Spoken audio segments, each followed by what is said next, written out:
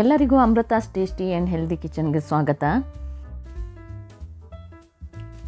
ಇವತ್ತು ನಾನು ನೆಲ್ಲಿಕಾಯಿ ಹಾಕಿಬಿಟ್ಟು ಚಟ್ನಿ ಮಾಡ್ತಾಯಿದ್ದೀನಿ. ಅದು ಹೇಗೆ ಮಾಡೋದಂತ ನೋಡೋಣ. ಇಲ್ಲಿ ನಾನು 8 ನೆಲ್ಲಿಕಾಯಿನ ತೊಗೊಂಡಿದ್ದೀನಿ. ಚೆನ್ನಾಗಿ ತೊಳ್ಕೊಂಡು ತಗೊಳ್ಳಿ. ಹಾಗೆ ಇದನ್ನು ಕಟ್ ಮಾಡಿ ಬೀಜ ಸಪ್ರೇಟ್ ಮಾಡ್ಕೊಳ್ಳಿ.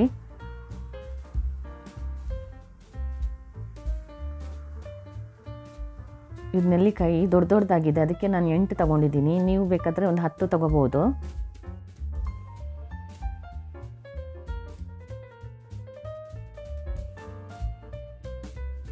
ಈಗ ಬೀಜ ತೆಗೆದು ಸಪ್ರೇಟ್ ಮಾಡಿಟ್ಟಿರೋ ನೆಲ್ಲಿಕಾಯಿನ ಸಣ್ಣದಾಗಿ ಕಟ್ ಮಾಡ್ಕೊಳ್ಳಿ. ಇದನ್ನು ಎಣ್ಣೆಯಲ್ಲಿ ಹುರಿಬೇಕೀಗ, ಅದಕ್ಕೋಸ್ಕರ ಸಣ್ಣದಾಗಿ ಕಟ್ ಮಾಡ್ಕೊತಾ ಇದ್ದೀನಿ.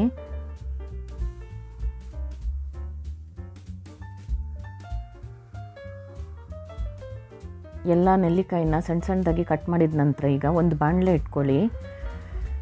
ಅದಕ್ಕೆ 1 ರಿಂದ 1.5 ಟೇಬಲ್ ಸ್ಪೂನ್ನಷ್ಟು ಎಣ್ಣೆ ಹಾಕ್ಕೊಳ್ಳಿ.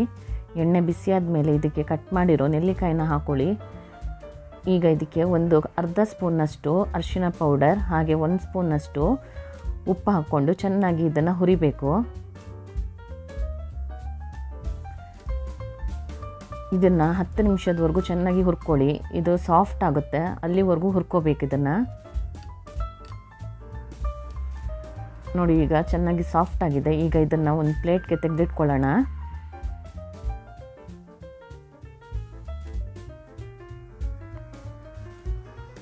ಈಗ ಇದು ತಣ್ಣಗಾಗೋಷ್ಟರಲ್ಲಿ ಮತ್ತೆ ಬಾಣಲಿ ಬಿಸಿಗಿಟ್ಟು ಅದಕ್ಕೆ 2 ಸ್ಪೂನ್ನಷ್ಟು ಆಯಿಲ್ ಹಾಕ್ಕೊಳ್ಳಿ. ಹಾಗೆ ಅರ್ಧ ಸ್ಪೂನ್ನಷ್ಟು ಮೆಂತ್ಯ ಹಾಗೆ 2 ಸ್ಪೂನ್ನಷ್ಟು ಉದ್ದಿನಬೇಳೆ ಹಾಕ್ಕೊಳ್ಳಿ. ಇದನ್ನು ಹಾಕ್ಕೊಂಡು ಚೆನ್ನಾಗಿ ಹುರ್ಕೋಬೇಕು. ಇದು ಸ್ವಲ್ಪ ಕೆಂಪಗಾಗೋವರೆಗೂ ಹುರ್ಕೊಳ್ಳಿ. ಈಗ ಇದಕ್ಕೆ 10 ರಿಂದ 12 ಬ್ಯಾಡಗಿ ಮೆಣಸು ಹಾಕ್ಕೊಂಡು ಹುರ್ಕೊಳ್ಳೋಣ. ಇದು ಒಂದು 5 ನಿಮಿಷ ಚೆನ್ನಾಗಿ ಹುರ್ಕೊಳ್ಳಿ. ನಂತರ ಇದಕ್ಕೆ ಸ್ವಲ್ಪ ಕರಿಬೇವು ಹಾಕ್ಕೊಳ್ಳಿ. ಒಂದು 2 ಕಡ್ಡಿಯಷ್ಟು ಕರಿಬೇವನ್ನ ಹಾಕೋತಾ ಇದ್ದೀನಿ ನಾನು.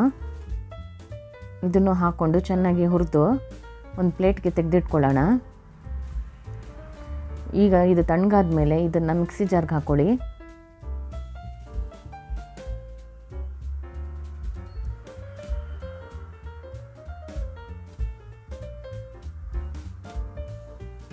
ಈಗ ಇದಕ್ಕೆ ಒಂದು 5 ರಿಂದ 6 ಎಸಳು ಬೆಳ್ಳುಳ್ಳಿ ಹಾಕ್ಕೊಳ್ಳಿ. ಹಾಗೆ ರುಚಿಗೆ ತಕ್ಕಷ್ಟು ಉಪ್ಪು ಹಾಕ್ಕೊಳ್ಳಿ. ಮೊದಲೇ ಹುರ್ಕೋಬೇಕಾದ್ರೂ ಉಪ್ಪು ಹಾಕ್ಕೊಂಡಿದ್ದೀವಿ, ನೋಡ್ಕೊಂಡು ಹಾಕ್ಕೊಳ್ಳಿ. ಇದನ್ನು ಸ್ವಲ್ಪ ರುಬ್ಬಿದ ನಂತರ ಇದಕ್ಕೆ ಹುರಿದಿಟ್ಟಿರೋ ಅಂಥ ನೆಲ್ಲಿಕಾಯಿನ ಹಾಕ್ಕೊಂಡು ಪೇಸ್ಟ್ ರೀತಿ ಚೆನ್ನಾಗಿ ರುಬ್ಕೊಳ್ಳಿ. ಇದಕ್ಕೆ ನೀರು ಹಾಕ್ಕೋಬಾರ್ದು, ನೀರು ಹಾಕ್ಕೊಂಡ್ರೆ ಹಾಳಾಗುತ್ತೆ, ಅದಕ್ಕೋಸ್ಕರ ನೀರು ಹಾಕಿಲ್ಲ ನಾನು. ನೋಡಿ, ಈ ಥರ ಪೇಸ್ಟ್ ಮಾಡ್ಕೊಳ್ಳಿ. ಈಗ ಅದೇ ಬಾಣಲಿಗೆ ಸ್ವಲ್ಪ ಆಯಿಲ್ ಹಾಕ್ಕೊಳ್ಳಿ. ನಾನಿಲ್ಲಿ 2 ಸ್ಪೂನಷ್ಟು ಆಯಿಲ್ ಹಾಕ್ಕೊಂಡಿದ್ದೀನಿ. ಹಾಗೆ 1 ಸ್ಪೂನಷ್ಟು ಸಾಸಿವೆ, 1 ಸ್ಪೂನಷ್ಟು ಜೀರಿಗೆ ಹಾಕ್ಕೊಳ್ಳಿ. ಇದು ಸ್ವಲ್ಪ ಸಿಡಿದ ಮೇಲೆ ಇದಕ್ಕೆ ಒಂದು 2 ಒಣಮೆಣಸಿನ್ಕಾಯಿ ಹಾಕ್ಕೊಳ್ಳಿ. ಹಾಗೆ ಸ್ವಲ್ಪ ಜಜ್ಜಿರೋ ಅಂಥ ಬೆಳ್ಳುಳ್ಳಿ ಹಾಕ್ಕೊಳ್ಳಿ. ಇದು ಸ್ವಲ್ಪ ಗೋಲ್ಡನ್ ಬ್ರೌನ್ ಆಗೋವರೆಗೂ ಚೆನ್ನಾಗಿ ಹುರ್ಕೊಳ್ಳಿ. ಇದಕ್ಕೆ ಸ್ವಲ್ಪ ಕರಿಬೇವು ಹಾಕ್ಕೊಳ್ಳಿ. ಈಗ ರುಬ್ಬಿರೋ ಅಂಥ ನೆಲ್ಲಿಕಾಯಿದು ಪೇಸ್ಟ್ನ ಹಾಕ್ಕೊಳ್ಳೋಣ.